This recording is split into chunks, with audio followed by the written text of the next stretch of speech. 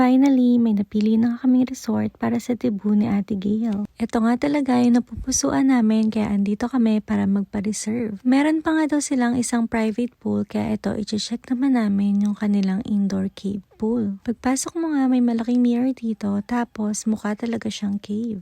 As in, dinesign talaga nila yung ceiling para magmukha siyang cave. Ang cute nga ng pool nila dito at lalong nagbigay ng magandang accent yung kanilang blue window. Dito naman sa side na to ay meron din silang terrace. Ang ganda nga ng view dito kasi merong ilog doon sa likod.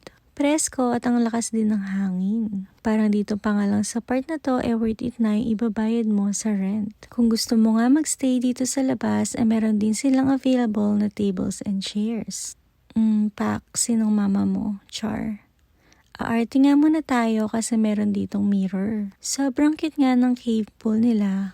And this can accommodate 20 to 30 persons. Meron din pala itong mga rooms sa taas. After nga namin tignan yung kanilang cave pool nakipag-meet na kami sa coordinator ng catering. Sila nga yung nirecommend sa amin itong resort kaya kinontak namin sila. Pinag-usapan na nga dito yung contract, yung foods and everything. Yung mga plans para sa debut ni Ate Gail like program, packages, yung foods, yung host, basta lahat-lahat na. Pinaliwanag nga nila ng maayos and thank you kay Miss Bless sa pag-a-assist niya sa amin. Sobrang busy nga namin sa work kaya talagang inaasikaso na namin lahat. Itong video na ito 1 month early pala before ng debut ni Ate Gail. Nag-down payment na rin kami para masabihan na yung mga supplier. At ayun, finally may progress naman dahil nakapag-down na kami sa resort and catering.